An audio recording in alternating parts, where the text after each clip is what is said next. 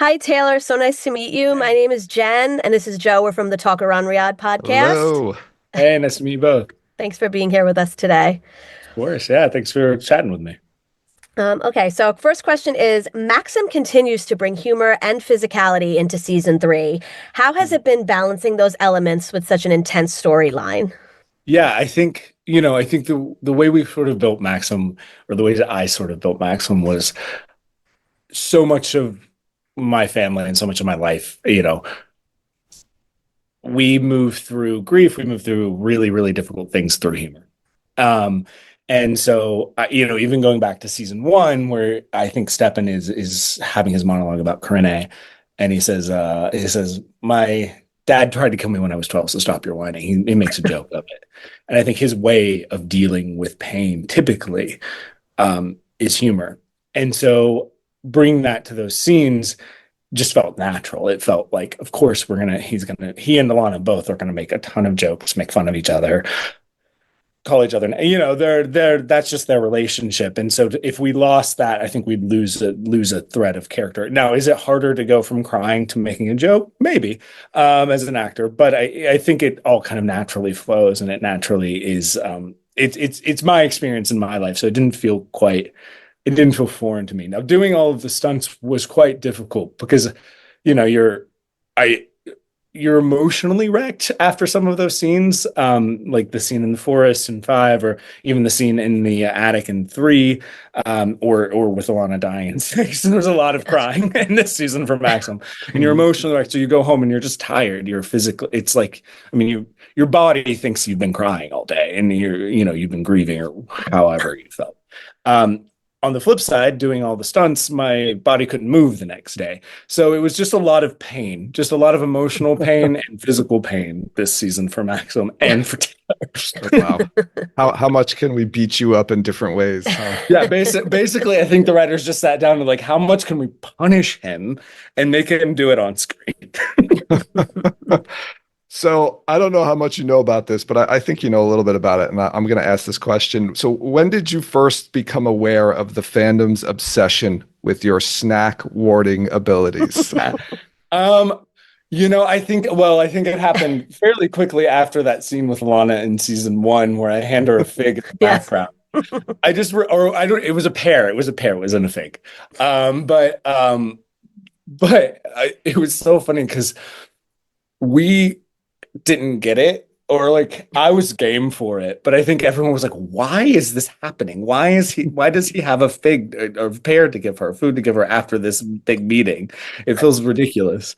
But a couple of the writers were very, very I remember Justine was on set that day. Gomer, who's one of our executive producers and writers, like, no, this is staying in, and it's happening. Just trust us on this.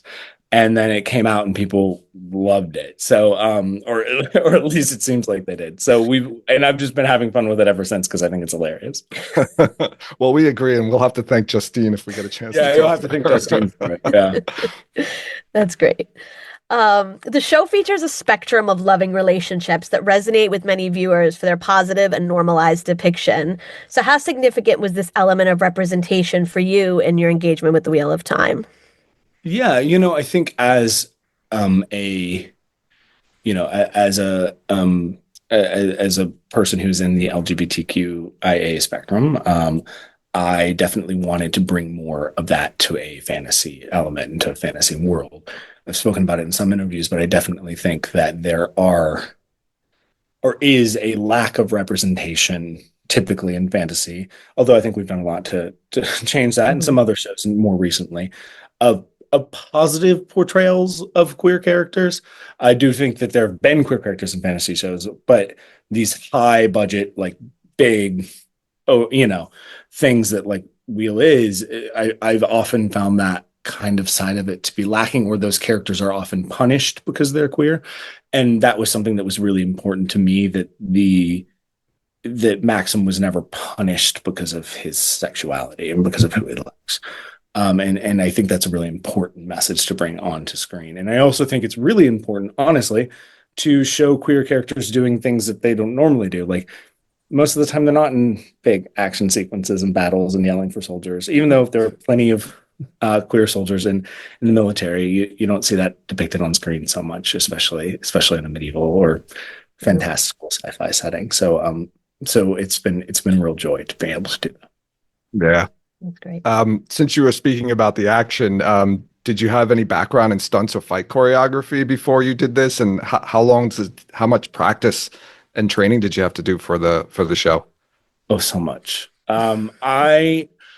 I've done a few things, but nothing is close to this. I mean, it's you do stage combat classes, obviously, when you're in drama school and when you're um or when you're doing plays, you do a lot of stage combat, but I've never done anything on this scale, and it's really massive. And we have an amazing stunt crew. We have a man named Roman, who is literally his title, if you look at the call sheet, is Blade Master. And so that just tells you they're really into it. And they're incredible. And they've certainly been patient with me as I've learned and gotten much better. But it's been a real journey, and I'm just so thankful to have all these skills moving forward. But it's been amazing. Yeah. Yeah. It looks great on screen. I can Yeah. attest to that. Yeah. So the loss of Ihvon is a significant event for Maxim. How did you portray the emotional impact of that loss, and how does that shape his journey moving forward? Yeah, I mean it's everything. Maxim, I often joke, but I think it is true. Maxim wouldn't be a warder if it wasn't for Ihvon. Maxim would much prefer that Ihvon and Alana be bakers and they open a bakery. And just make food and have fun, and that's their life. So I think it does change everything for him, because now he's suddenly in this situation where the reason why he's doing what he's doing is gone. And suddenly he has to either find a new reason to do that or not do it anymore. And for him, he would think, going into being in the Two Rivers in the middle part of season 3, that Alana would be just as upset as he was, and she would want to get revenge. It's Alana. She would definitely want to get revenge way more than Maxim probably would on Lander. And so when that's not happening, it's very confusing. And it's very counterintuitive to him, because he doesn't know why we're there. And he also, and I've said this in an, I think that Maxim is probably the most agnostic character on the show in terms of his belief in the overarching, like, Dragon Reborn and Emerald in the prophecies in this world that they're kind of they're living in this mission. To him, it doesn't matter. What matters are the two people in front of him, the two people he loves.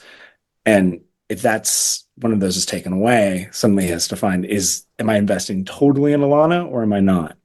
And so by the time he gets to the end of it, I think he's decided, I am investing totally in Alana, and I have to understand what my new place is here. And I have to step into that responsibility. And even though it's not necessarily what I would choose, much like almost all the characters on the show, I don't think Rand or Matt or Perrin or Egwene, or maybe Egwene, or Nynaeve would choose this path for themselves. Um, and so he has to say, okay, this is what it is now. I have to find a way to be happy, or at least be effective and do my job and contribute to this mission. And even though I'd much rather be on a boat in Abu Dhar with Priyanka or with Alana to pick my dice. or killing Leandrin and Tenchiko. Well, that would have already killed Leandrin and Tenchiko, and then just taken a cruise for the rest of our lives. Gotcha. Just one quick. I know we're at the end of time here, but what's one piece of advice you'd give your character?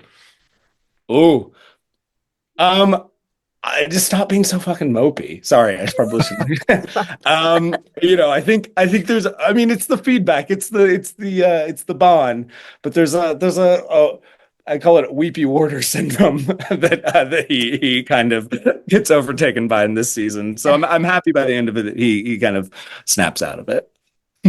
That's great. Thank you so much for being here. We're so excited to see the rest of the season. It's been great so far.